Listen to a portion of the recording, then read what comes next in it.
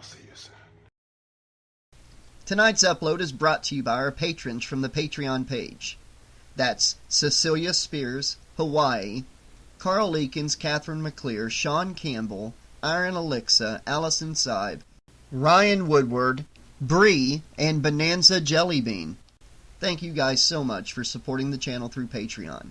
And if anybody listening right now enjoys the content of the 80 Slasher Librarian YouTube channel and would like to help keep it going and growing for a long time to come, then click the link in the description below and sign up on Patreon for as low as $2 to $5 per month. You get some great rewards depending on the tier you select and early access exclusive content before it reaches YouTube. Appreciate you all. Enjoy tonight's upload of Final Destination. Final Destination, Dead Reckoning, Chapter 6. Jess walked away as fast as she could, shaking her head. All she wanted to do was to get back to civilization and light and food and warmth and bed. All those lovely things she normally took for granted, which were now decidedly lacking in her life. Well, he was a regular barrel of laughs, wasn't he? Shut up. They reached the end of the street. The road ended in the car park of some kind of industrial parking facility, a low concrete building surrounded by enormous wooden packing crates. There was a high chain-link fence surrounding it, topped by barbed wire. Jess stared through the wire, an idea popping into her head. It was late, and she was too tired to walk much further. She could feel it in her bones. Too much had happened tonight, and she was exhausted. She had an overpowering urge to just lie down on the sidewalk and sleep, but she fought against it. They were miles from anywhere, and the further they walked, the more likely they were to bump into scary people. Maybe if she could get into this place, she could find somewhere reasonably clean to lie down, just to rest her eyes for a bit. Perhaps there would even be a phone inside. Jess's eyes brightened at the thought. She looked at the building afresh. There was no sign of human activity, no light on, no cars in the lot. Even if there wasn't a phone, the place looked reasonably safe. No one would bother them in there. They could crash here for the night, then figure out how to get home in the morning, when it was light and there were non-crazy people around. It was a plan, of sorts. Jess took hold of the fence and peered through. It was doubtful that she could break into the actual building. But there seemed to be a lot of packing crates and general junk lying around. Surely there would be some place for them to sleep. With a bit of ingenuity, she was sure they'd be just fine. And quite frankly, any place that didn't smell like dog pee would do nicely right about now. There was just one small obstacle to overcome, and it wasn't the fence. Eric? Yeah? You ever been rock climbing? Why do you ask? Jess gave him a small smile, one hand on the fence. She beckoned. Eric shook his head violently. You've got to be kidding me, He looked at her in horror. I'm not climbing that. The wire's all dirty.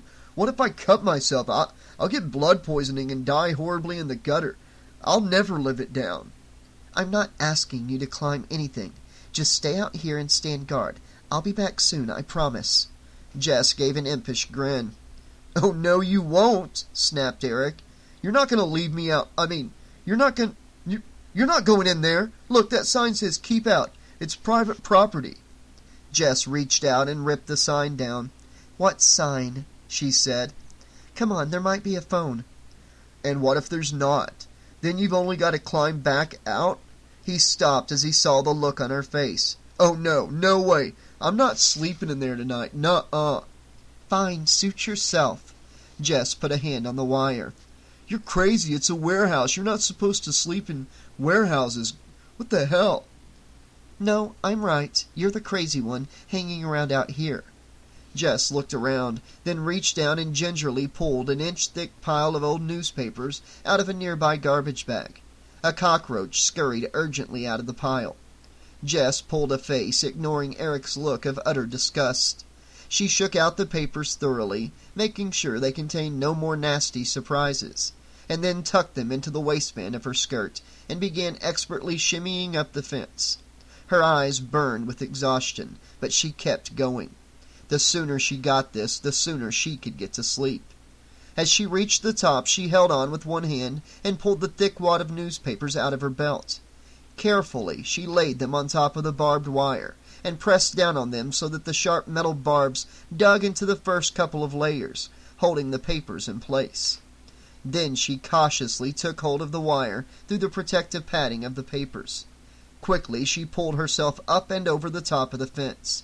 Her arms shook with the effort, but she ignored them and concentrated on climbing down the other side without falling on her head. She landed safely on the sawdust-covered ground inside the yard, and gave a little nod of satisfaction back up at the fence. "I can't believe you just did that," said a voice. "I can't believe you're still out there." "I can, and I just totally saw up your skirt." Eric grinned, safe behind the fence. Without a word, Jess took hold of the fence and briskly shook it so that the papers fell off the top. She picked them up. "Now you're definitely not coming over." "Suits me just fine." Turning, Jess swept the loading yard with a glance, evaluating it for potential places to sleep. She'd done this before a couple of times down by the beach, usually obscenely late at night when she'd been too wasted or out of it to deal with the intricacies of cab finding or walking home. She was even a little bit proud of her ability to find somewhere to crash where others wouldn't even think of venturing. It was part of her independent streak. She liked to think that she was a survivor. Hell, growing up on that side of town with those parents, she'd had to be. But beside that, she also knew she was taking a risk, and only an idiot would try to sleep outside downtown. She wasn't completely stupid.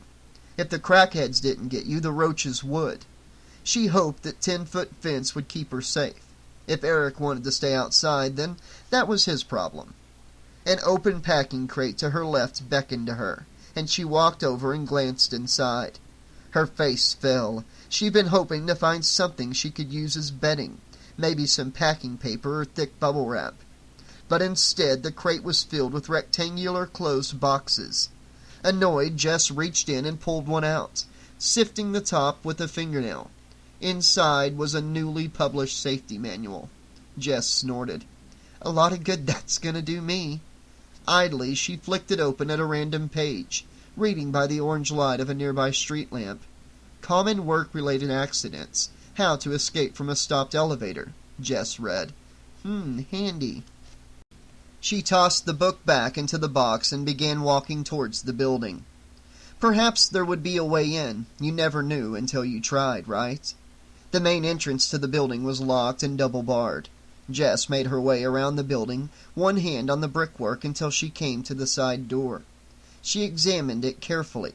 It was made out of thin wooden planking reinforced with sheet metal.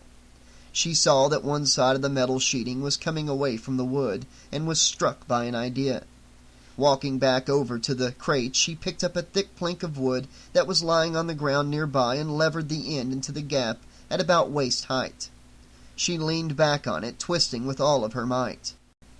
After a moment's concentrated effort, there was a loud snap. A piece of the door cracked away from the frame. Jess dropped the plank and pushed her hand through the gap she'd just made.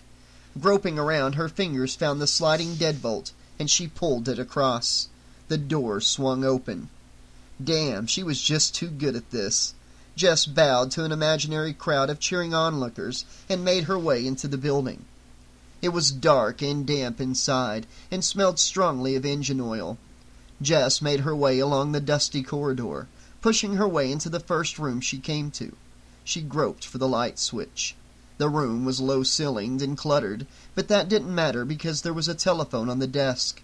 Her tiredness forgotten, Jess darted across the room, picked up the receiver, and quickly dialed the number of her parents' home.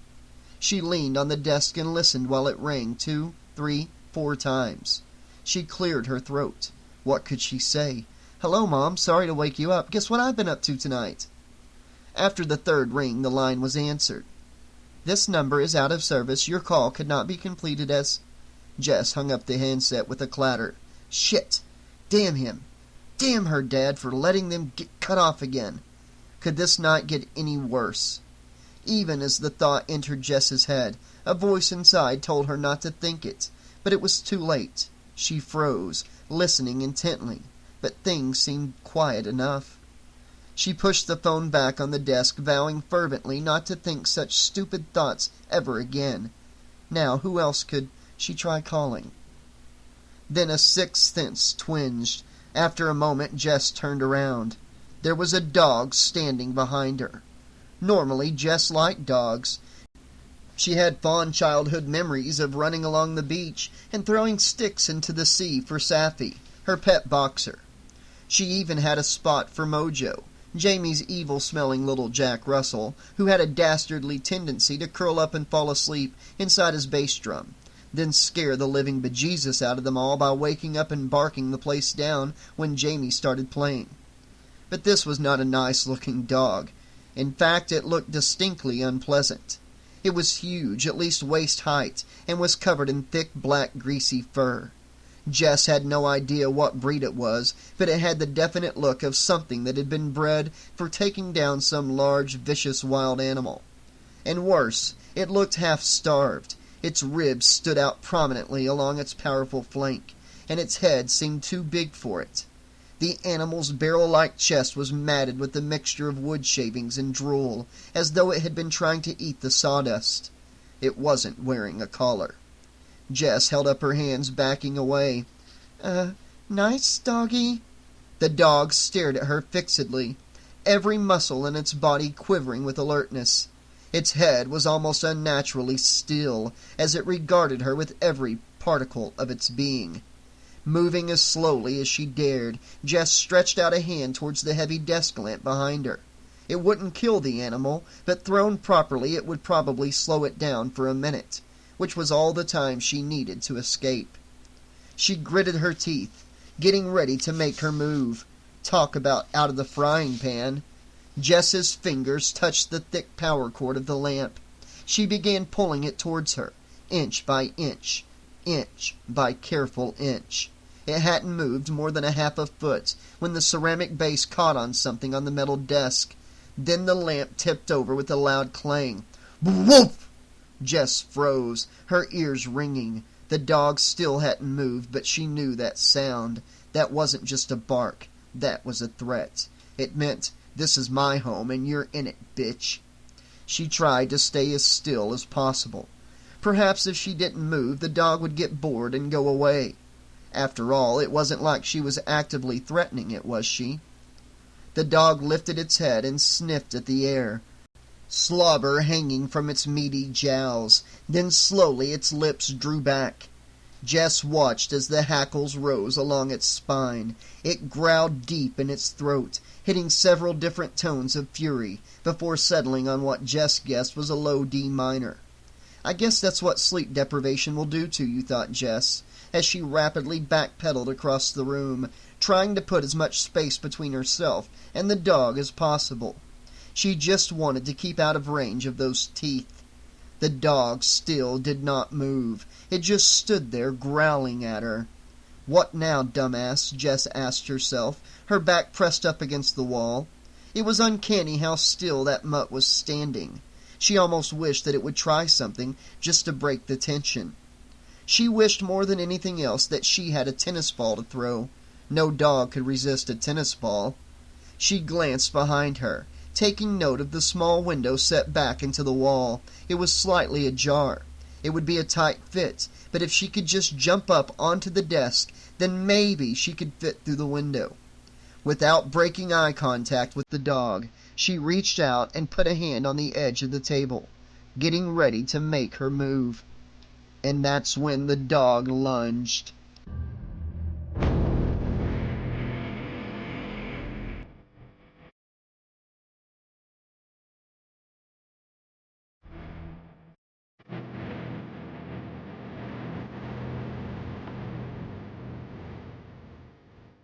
Afterwards, the memories came back to Jess one at a time, like drops of blood falling from an arterial wound.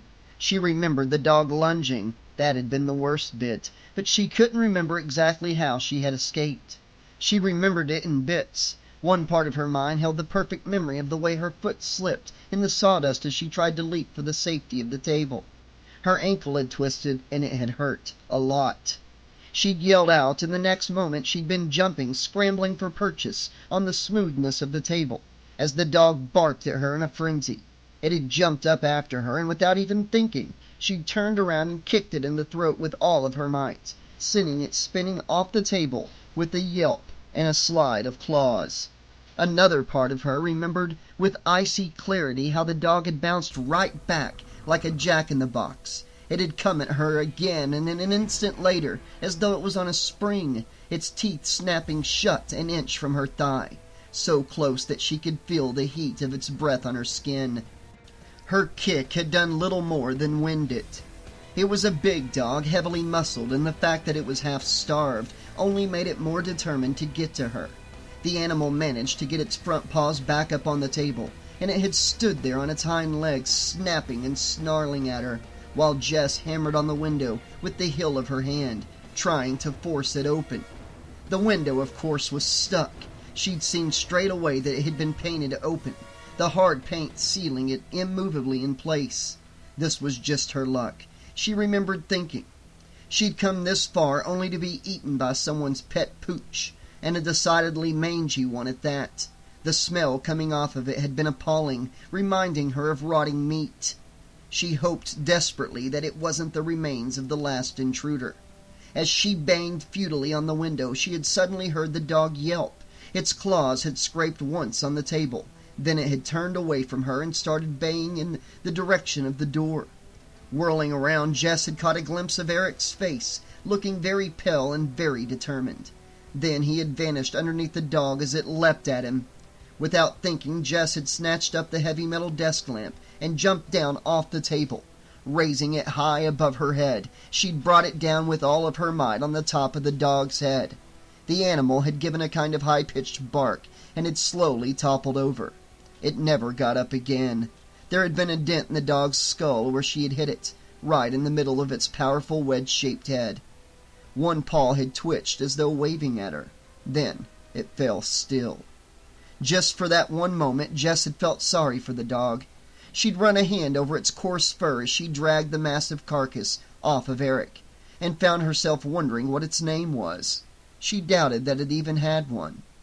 Eric had been bitten quite badly, but he was all right.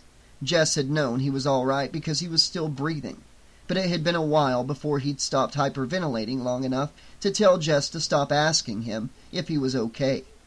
The next thing she'd known, there'd been a bang on the front door, and a team of 5 policemen had burst into the warehouse, aiming an incredible number of guns at them.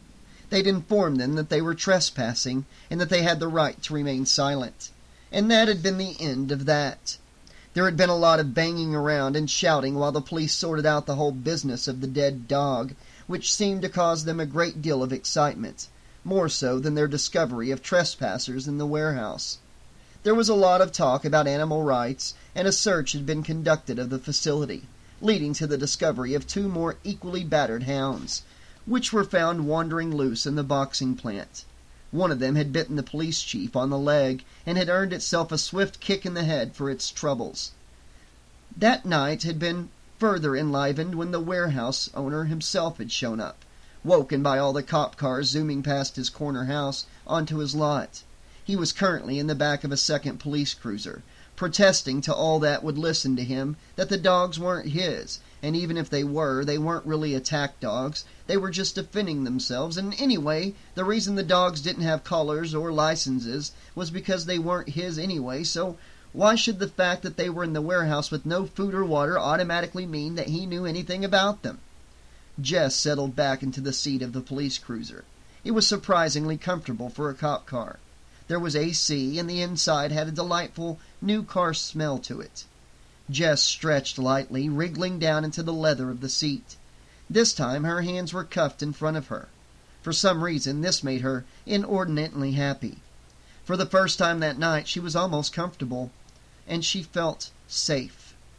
She couldn't stop yawning as the car rocked and bumped its way up the 10 freeway. Compared to the assorted horrors that lurked outside in the night, an express trip back to the police station sounded almost cozy. Outside the window, the sky was greeny-gray color of dawn. Eric sat beside her, holding a blood-soaked handkerchief to his ear and wincing. He removed it and examined the blood, which there was a lot of. "So you want to go out again tomorrow night?" he asked after a little time had passed. Jess was quiet for a moment.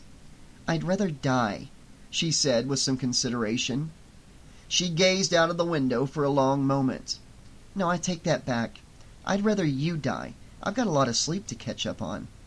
"No? You sure?" Eric tried to smile. "Hey, we can both keep the handcuffs on. It'll be twice as kinky." He winked at her.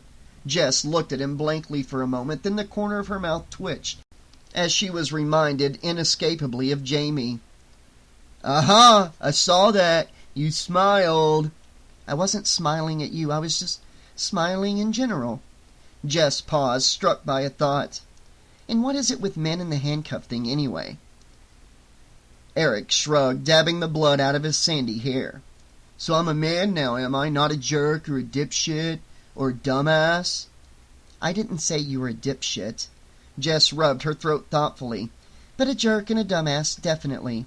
That's not a reputation you can just throw off by saving someone's life, you know." Eric thought about this. "But I did." "What?" "Save your life," said Eric. He leaned forward in his seat, rubbing his hands together.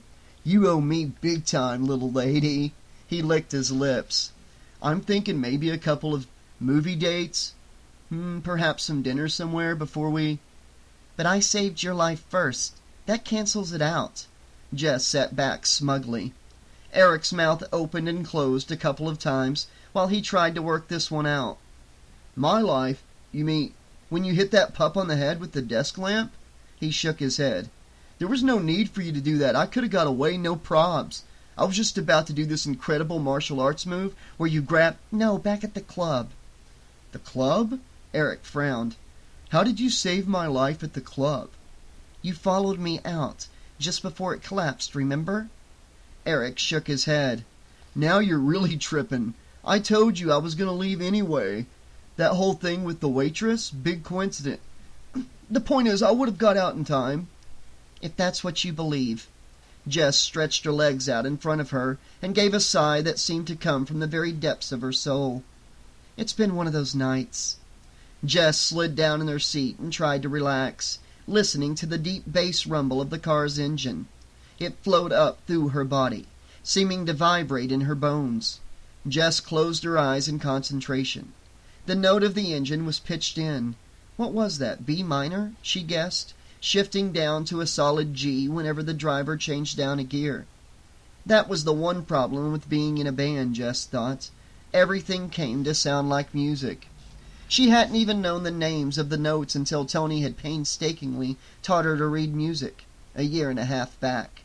Now she saw music in everything. One of her first exercises had been transcribing the conversations of her friends onto sheet music. It was a silly exercise, but it had taught her to differentiate between subtle tones, an important skill for a lead singer. Her mother's calls had provided her with the most amusement. Her morning cry of, "Jessie, get the fuck up!" translating nicely into the page as ECGGGEC. For a 60s flower child, her mother would have been proud to know that she called her daughter out of bed using the three most dominant chords in rock. Not that she would have cared, of course, but it was still nice to know. Then Jess frowned. The rumble of the engine was shaking something loose in her mind. There was something stuck at the very back of her consciousness, like a Christmas decoration discovered while redecorating in mid-July. Jess concentrated hard. What was it? Just for amusement value, she tried to identify the key of her thoughts. A moment later, she shivered. Her thoughts were all pitched in a very definite and very menacing F-sharp. In the front, the cop driver idly clicked on the radio. AC/DC's Hell's Bells filled the car. Jess winced, dragged out of her trance. The cop hurriedly turned down the radio but left it on, playing quietly in the background. He started nodding his head to the beat. Suddenly, Jess knew what was wrong. Her eyes snapped open and she gasped, "This isn't over." "Well," said Eric, "I'm sure there'll be a court case and we'll get fined and you'll probably face a whole shitload of charges for what you did to that cop, but—" "No, I don't mean that. I mean this. Us." Eric's eyebrows zoomed to the top of his head. "There's an us now?" He started to smile. "No, you jerk, it's not about you. Get over it. I just have this feeling." You and me both, baby. Zip it. I'm talking about this whole situation. Jess lowered her voice to a bare whisper. I told you I knew what was going to happen back at the club. That's because you planned it with all your psycho mafia friends. Ow! She hit him. Shut up. It's because I had this really strong feeling about what was going to happen. And I'm having it again now. I think what happened tonight is going to have repercussions for all of us for a long time. And you say that because... Jess didn't even bother to reply. Instead, she angled her body away from Eric, gazing out of the window at the speeding landscape. They were closer to the coast now, and the sky was filled with an orange haze as the streetlights lit up the rolling nighttime fog. Jess spoke softly, almost as if she were afraid of what she was saying. It's like when you go on a roller coaster. It's scary going up the big hill, then you get a little respite at the top and you think, hey, this isn't going to be so bad. She stared out the window, her expression fixed. Then you look down at the drop and you start screaming. But you know that no matter how loud you scream, there's no way you can stop it. I hate roller coasters. Eric shuddered. They scare the shit out of me. That's because you're a big baby. Anyway, that's how I feel at the moment. I can't explain it. I just feel so powerless. Eric thought for a moment. Is this all about the bouncer guy? Yes, maybe. I don't know. Jess twisted her cuffed hands around in her lap helplessly, staring at her feet. Eric shrugged. Oh, that was just a coincidence. Dude was tired, probably going too fast. Who else was awake but us at that time of night? He spread his hands. It could have happened to anybody. But it didn't happen to anybody. Don't you see? It happened to him. Jess sat forward in her seat, her eyes lighting up with worry. He escaped death because of me, then got killed anyway. It was like fate stepped in and took him back. You think that this is all about you? Please! No. Jess chewed fretfully on her lip. I think it's about all of us. I think that we should all be careful for a while. Take it easy, stay out of harm's way. Or what? I'm not sure. It could be bad. I just have this feeling. You mean you think the old Grim Reaper's gonna come charging after us with this great big scythe, shouting, "Get back here, you pesky kids!" Eric grinned. That's about the size of it, actually. Yes. Eric looked at Jess for a long moment, and his grin faded a little. Psycho Girl seemed deadly serious for once. Eric rubbed a hand across his mouth and looked at Jess earnestly. Despite her exhaustion and her smudged makeup, he thought that she was still quite beautiful. And at this time of night, and then only because it was this time of night, what she was saying to him made sense. Perfect sense, actually. And if they were all doomed to die, then there was only one thing that he had left to do. He cleared his throat. So, about that date, he said.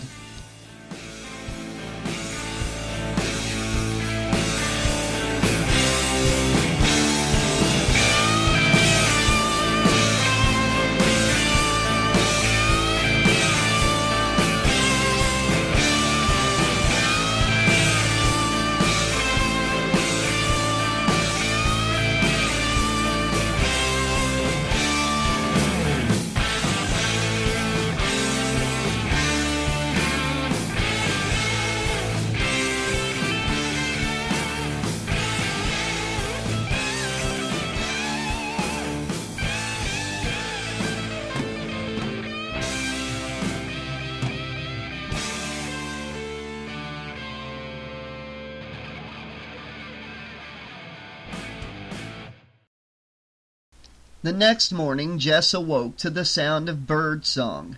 For a delicious slice of time, she just lay there, eyes shut, luxuriating in the feeling of the sunlight shining across her face. It was very bright sunlight, so intense that it made the inside of her eyelids glow red.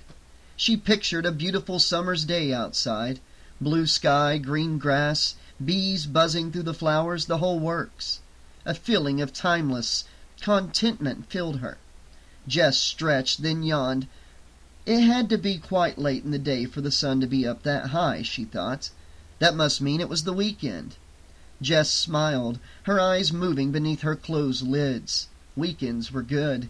Weekends meant 2 whole solid blissful days of not working, of doing what she wanted when she wanted, of shopping and friends and fun. It meant days out on Melrose Avenue with Cassie and the others. Window shopping for punk gear in all the cool little boutiques and outlets. Having dinner in some funky cafe with an outdoor patio and local artist works on the wall. It meant hitting a club on Sunset Strip at night, seeing some cool new band, and hanging out on the beach all day beforehand, maybe getting a new bikini, a bit of a tan, and maybe a henna tattoo. Jess loved the beaches. She loved everything about them, from the quirky little shops and rides on the Santa Monica Pier to the colorful craziness of Venice. She loved to body surf in the strong waves, and to maybe check out a hunky lifeguard or two in the process. Ah, the lifeguards. Jess's mouth curved into a lazy smile. There was this one older guy who was just so cute. He was new on the lifeguard station just past Ocean Park, and always winked at her whenever she went past in her bikini. He had a body to die for, bright green eyes and such an honest smile. What was his name? Bill something or rather? Jess's carefree smile faded, and a few seconds later she frowned, her eyes still closed. Bill. That name reminded her of something bad. She didn't know what it was, but the echoes of the thought sliced through her happiness like a cold knife through warm jelly. Jess coughed, running her tongue thoughtfully around the inside of her lips while she tried to catch hold of it. Her mouth tasted like she'd been sucking on an old sock all night. Sleepily, she reached out a hand towards the bedside cabinet for the big glass of water she kept there. Ow! Jess reeled in her arm and sucked groggily on her fingers. Then she stretched out her other hand and groped around in front of her, her brow creasing in confusion. She traced her fingers over the rough concrete wall just a foot from her face. What was that doing in her bedroom? Her consciousness slowly expanded to take in the information from her other senses. For starters, her back ached. She felt as if she'd been lying on a log all night. She rolled over and was rewarded with a series of clicks and pops from her back as her spine straightened. She winced. That wasn't good, she thought, shivering. It was surprisingly cold in her bedroom. Odd, she didn't remember leaving the bedroom window open. And then there was that dull buzzing in her ears like a distant swarm of bees heard through a mattress. There was no escaping the fact that something did not add up here. Jess fought against the urge to open her eyes, some long-buried part of her brain screaming at her to keep them closed, to hold on to this feeling of happy ignorance for as long as possible. But it was no good. She had to wake up sometime. It might as well be now. Sleepily and with great reluctance, Jess opened her eyes. The first thing she saw was a face hovering right above hers. It was a very familiar face. "Morning," said Charlie Delgado. "Yarg, yarg," replied Jess, rolling over and falling off her bunk.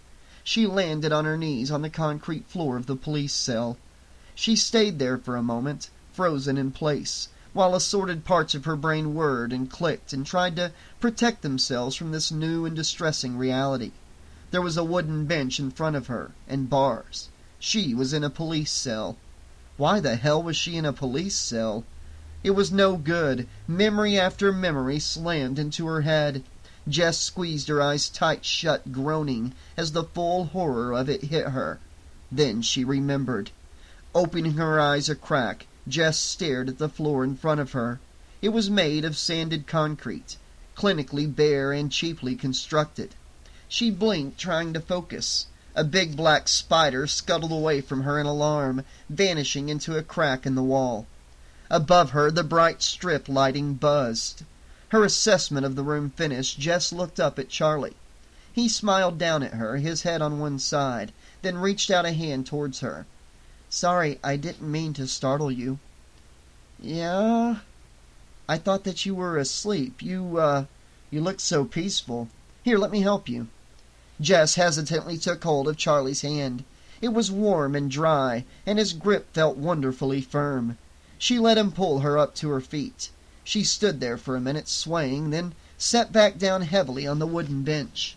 She stared at Charlie. Of all the nights she dreamed of waking up and seeing his face first thing in the morning, this wasn't quite how she'd pictured it. There had been a definite lack of bars, for one thing. What? Eric called me, said you guys needed a hand? Who? Eric, that dude. Charlie pointed in the next cell. Eric paused in the dressing and gave her a little wave. Despite his less-than-ideal surroundings, she saw that he'd folded all his clothes neatly and arranged them in little piles according to size. Weirdo. The next thing she noticed was that the door to his cell was open, as was her own. What was going on? Was this another dream? Jess cleared her throat, her mind informing her gleefully that, dream or not, her hair was sticking up in 17 different directions all at once, and that she was in the same room as Charlie Delgado. She patted at it desperately with a hand. Charlie beamed down at her. The stresses and strains of the night had obviously taken their toll on him, as they had on everyone. But he was still Charlie. He still had the same amiable 1,000-megawatt grin, the same bright and breezy demeanor, the same floppy, glossy hair. Much more sober today. Even the fact that one arm was wrapped in a white bandage didn't detract from the picture. It was like a little badge of vulnerability that made Jess's heart melt, while she told her brain, shut up, shut up. You know what he's like. Really, stop it. Everyone knows what he's like. But somehow she just didn't care. She smiled wanly up at him, and he grinned back. His blue eyes were a little bloodshot and crumpled with a lack of sleep, but otherwise he was looking good. And in her newly woken and vulnerable state, Jess couldn't help but look. Charlie was dressed casually in expensive-looking khaki pants and combat top, with the woven leather belt and matching wristbands. He looked as though he was just on his way to a hip-hop slam rather than visiting a friend in a police cell. If anything, the fact that he was in a police cell made him even better looking. Charlie was the kind of person who instantly made their surroundings look like a backdrop at a model shoot. And here she was, looking like a cheap date the morning after. Jess started self-consciously combing her fingers through her tangled hair. She felt entirely gross. Her skin was cold and damp, and her hair felt greasy. She wasn't even going to think about what her makeup might be doing. "So," she said, trying to get her brain into gear and wishing desperately for a hot shower. "What's happening?" She tried to refrain from adding "dude." "We've got some news for you," said Eric. "News?" Jess sat up in alarm, all her senses swinging into full-scale alert. "Is this the kind of news I'm going to want to hear, or should I cover my ears and start screaming right now?" She saw Eric and Charlie exchange looks. "Well, it's kind of interesting news. You might want to wait for the sheriff to tell you," said Charlie, scratching at the bandage on his arm. "Sheriff? No. Tell me now. I want to know." "Don't you want to wake up a bit first?" Charlie looked concerned. "I said tell me now." Jess sat forward on the bench, trying to keep the tremor out of her voice. "What is it? Is it about last night?" "Well, yes and no." "Don't tell her. I'm still pissed at her. Do you know what she called me last night?" "Eric!" "I was only asking you out. A lot of girls would be glad to have—" "Oh my God, I don't care right now, Eric." "Eric, man, come on. I think she needs to know this." Charlie sat down on the bench next to Jess. "It is about last night," he said carefully. He took hold of Jess's hand and looked at her earnestly. "They think they found out why the club fell down." "They have?" Jess squeaked. She cleared her throat and tried again. "Wait, they have? What caused it?" she said in a more normal-sounding voice. With immaculate timing, the door swung open and the sheriff walked in.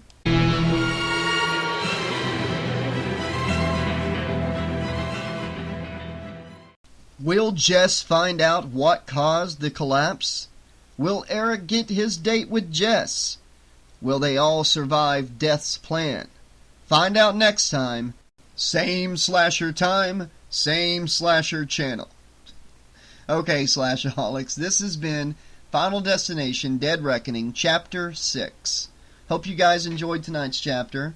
I thought the character development was quite good.